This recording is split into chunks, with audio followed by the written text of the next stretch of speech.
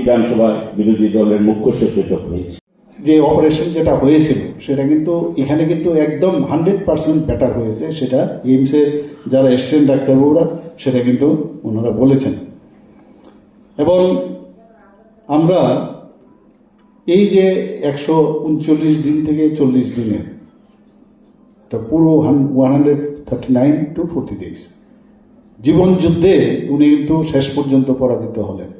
এগুলো তো সবসময় জীবন যুদ্ধ নিয়ে ওনার সবসময় ওনার যে ইতিহাস আমরা শুনি, যেভাবে মানে কমিউনিস্টদের বিরুদ্ধে উনি প্রতিরোধ এবং প্রতিবাদ করেছেন সেটা ইতিহাস সবাই জানে।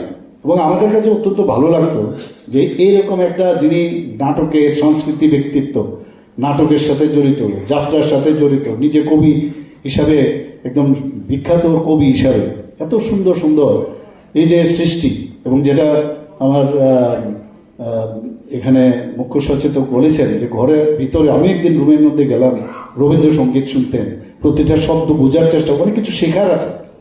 আমরা কিন্তু কানে কমও শুনি, আবার দেখিও কম, আর না শুনে আমরা মানে অনেক কিছু বলি, আবার দেখেও না দেখে অনেক কিছু বলি। তো এইসব ব্যক্তি বুঝেন, দেখেন এবং এটাকে হৃদয়ঙ্গম করার কারণেই কিন্তু শ্রেষ্ঠত্বের একটা অধিকার হয়েছে।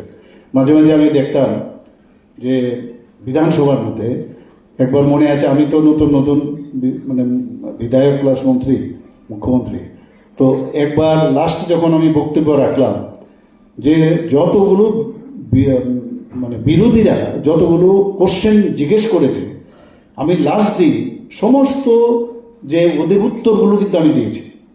প্রতিটা জিনিস উত্তর দেওয়ার সুবাদে উনি কিন্তু সেখানে একদম মানে ওপেনলি বলেছেন যে ত্রিপুরার বিধানসভার ইতিহাসে আমি জানি না, বলে আমি তো এতদিন ধরে আছি, কেউ এইভাবে এত রেসপেক্ট যে যারা মানে বিরোধী প্রতিটা প্রশ্নের উনি উত্তর দিয়েছেন, একমাত্র এই মুখ্যমন্ত্রীকে আমি দেখলাম। এই যে বিষয় মানে কিন্তু উনি উৎসাহ প্রদান করলেন, কিন্তু তা আমার মধ্যে আরও কাজ করার একটা ইচ্ছে প্রকাশ হলো যে বা আমাকে তো উনি কমপ্লিমেন্টারি দিলেন, কমপ্লিমেন্ট করলেন, সেটা একটা সাংঘাতিক বিষয়। 4 বারের মুখ্যমন্ত্রী, আমরা সবাই জানি যে 2008, 13 এবং 28 এবং আমাদের 18 এবং আমাদের 23-এ, এবং আমাকে যে কোনো জায়গার থেকে একজন বললেন যে এইবার কিন্তু ওনাকে অধ্যক্ষ বানাতে হবে। ঠিক আছে, আপনারা যখন ইচ্ছা প্রকাশ করেছেন আমার অসুবিধা নেই। এবং সেইভাবে উনি হয়েছেন এবং খুব ওনার কৃতজ্ঞতা প্রকাশ করেছেন। আমি বললাম, আরে আমি তো কিচ্ছু না, এগুলো তো আমাদের পার্টির যা নিয়ম আছে সেইভাবেই হয়, আমার এখানে কিছু করার নেই। তো সত্যি আজকে মানে ওনাকে হারিয়ে শুধু বন্ধুকে আমি হারাইনি, আমার মনে হয় যে ত্রিপুরার মানুষ সত্যিকারের অর্থে একজন ভালো জননেতা এবং মানুষের সাথে যুক্ত এবং এইরকম একটা সাংস্কৃতিক ব্যক্তিত্ব আমরা কিন্তু হারিয়েছি।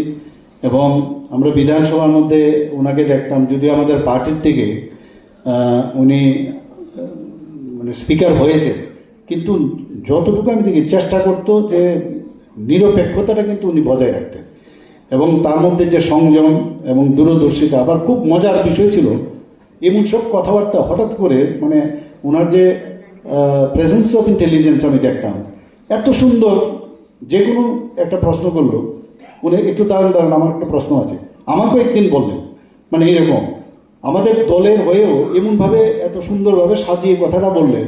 এটা একমাত্র এই সাহিত্য নিয়ে চর্চা করার সুবাদেই কিন্তু উনি সেইভাবে বলেছেন না, আমার সেরকম কিন্তু খারাপ লাগলো না, অথচ কথাটা বলে ফেললেন।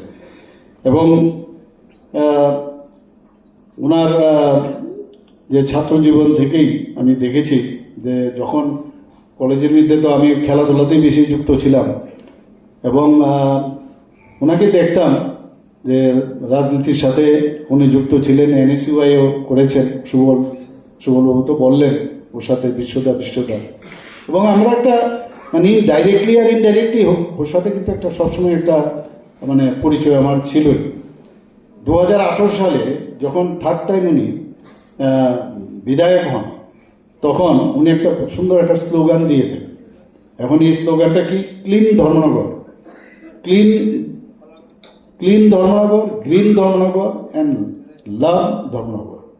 মানে ভাবুন কথাটা কত সুন্দর কথা উনি বলেছেন, এবং নিজে প্রায় দেখেছেন যে পরিষ্কার পরিচ্ছন্নতা আমরা এখানে টিঙ্কুবাবু আছেন, এবং সেখানে যখনই আমি আগরতলা থেকে ধর্মনগর যেতাম, ও কিন্তু ঠিক হাজির থাকতো ট্রেনের সামনে এসে বলে ঠিক আছে, সব ঠিক আছে।